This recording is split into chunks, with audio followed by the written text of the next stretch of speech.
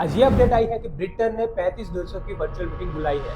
अगर ये सच है तो उनका मुख्य उद्देश्य यह है कि स्टेट ऑफ हॉर्मुज को उनको खोलना है डिप्लोमेसी तरीके से या मिलिट्री यूज करके। और अगर ऐसा कुछ होता है तो हो सकता है कि वर्ल्ड वॉर 3 भी हो जाए। एक तरफ पास ओवर का पवित्र त्योहार चल रहा है और दूसरी तरफ ईरान मिसाइल पे मिसाइल दाग रहा है। आज जब पूरी दुनिया सो रही थी तब ईरान के रेवोल्यूशनरी गार्ड ने एक नहीं परंतु 3 बार हमले किए हैं। सोचो दोस्तों, जो दिन उनके लिए जश्न का दिन हुआ करता था वो आज मातम का दिन बन चुका है। लेबनान में भी आज 50 लोग मर चुके हैं और आंकड़ा अब बहुत ही बड़ा हो चुका है। ट्रंप आज रात 9 बजे उनके देश को एड्रेस करने वाला है। हो सकता है कि वो फिर से बहुत बड़ी बड़ी बातें करे जो अब तक वो करता आ रहा है, और ये पहली बार होगा जो डायरेक्ट अपने नेशन को एड्रेस करेगा। एक तरफ तो हमें ऐसा लग रहा है कि ट्रंप कोई जोक मार रहे हो, क्योंकि ट्रंप कहते हैं कि ईरान हमसे सीज फायर मांग रहा है। दूसरी तरफ उसी टाइम पे ईरान कह देता है कि हमने तो भाई ऐसी कोई भी बात नहीं की है। तो ये थोड़ा जोक चलता रहता है।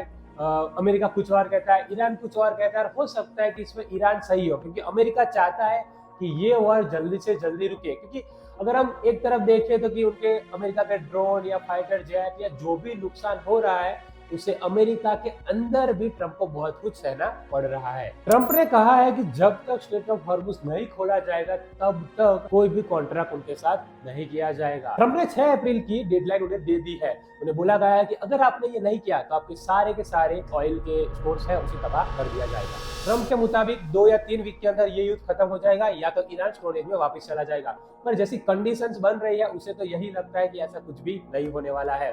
अमेरिका ने जो सोचा था कि हम उनके जो टॉप लीडर है उनको खत्म कर देंगे और वॉर शायद खत्म हो जाएगी, पर तो मुझे नहीं लगता कि अब ये चीज वहां पे होने वाली है। अब देखने वाली बात ये होगी कि इससे जो ग्लोबल इम्पैक्ट हो रही है, जैसे ब्रिटेन ने अभी समिट बुलाई वर्चुअली, ऐसे ही बहुत सारी चीज आगे होने वाली है और ये सारी चीजें कहीं ना कहीं एक बड़ी वॉर का निशानी हो सकती है। जब नेटो ने अमेरिका के अगेंस्ट बोला तो एक तरफ अमेरिका ये भी कह रहा है, ट्रंप ये भी कह रहा है कि हम नेटो से भी निकलने वाले हैं, क्योंकि उनके खिलाफ अगर कोई जाता है तो अमेरिका को कभी भी पसंद नहीं आता है, भले वो उनके फ्रेंड हो, वो फ्रांस हो या कोई और देश हो।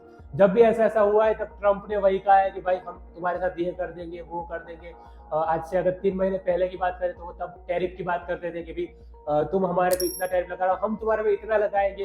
ओके, तो ये सारी बातें चलती रहती है। टैरिफ की बात तो बहुत पास्ट में जा चुकी है, परंतु अभी जो कंडीशन खड़ी हुई है उससे तो यही लगता है कि अमेरिका इस वॉर से निकल कर जाना चाहता है, परंतु खुद इस वॉर के अंदर फंसा है तो अब वो कुछ भी नहीं कर सकता। ट्रंप ये सब बोलकर ईरान को डराना चाहता है, परंतु आपको क्या लगता है ईरान डरा होगा? बिल्कुल भी नहीं।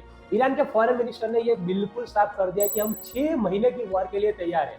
अब देखो, उनकी टॉप लीडरशिप तो खत्म हो ही चुकी है और साथ ही साथ लास्ट 1 मंथ में ये भी हुआ है कि उनके अलावा भी बहुत सारे जो उनके इंपोर्टेंट पर्सन थे उनको भी मार दिया गया है। अब ईरान ऐसा है कि करो या मरो, ओके हम मरने के लिए तैयार है, तुम्हें जो करना है तुम कर सकते हो।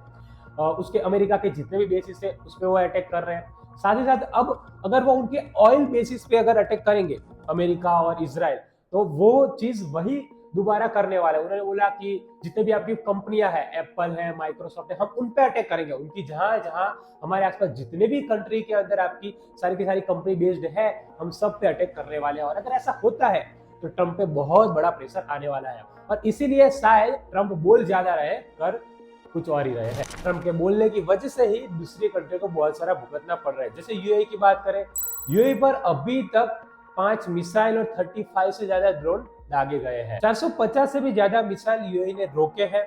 कुवैत एयरपोर्ट के फ्यूल डेपो को आग लग चुकी है। ईरान ने तो खुला लेटर लिख चुकी है।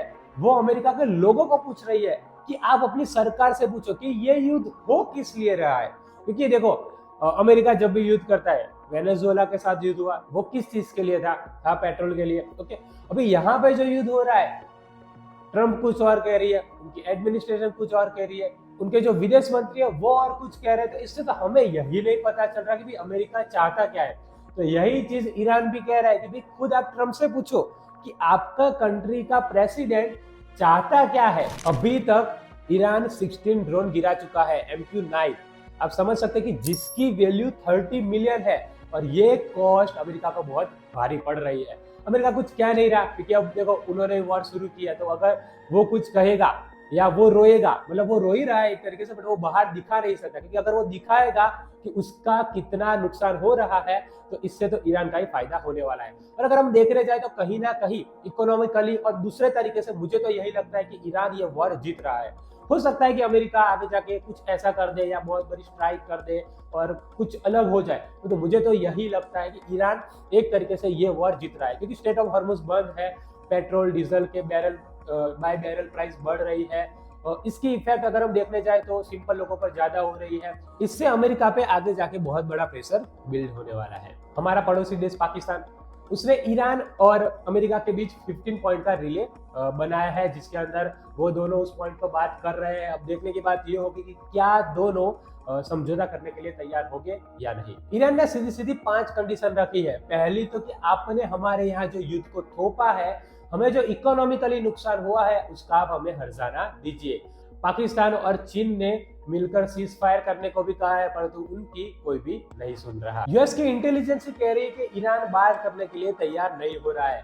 हंसने वाली बात तो यह है कि ट्रंप बहुत बार ये कह चुके हैं कि हमारी बात ईरान से चल रही है, और जब जब ट्रंप ने ऐसा कहा है तब ईरान ने सामने से कह दिया कि ना भाई, हम कोई भी बात आपसे नहीं करना चाहते, या हमारी कोई भी बात आपसे हुई नहीं है। ये कितनी हास्यास्पद बात है कि डोनाल्ड ट्रंप एक तरफ ये कह रहा है कि हम ईरान से बात कर रहे हैं, ईरान खुद कह रहा है कि हमें आपसे बात करने की कोई भी जरूरत नहीं है।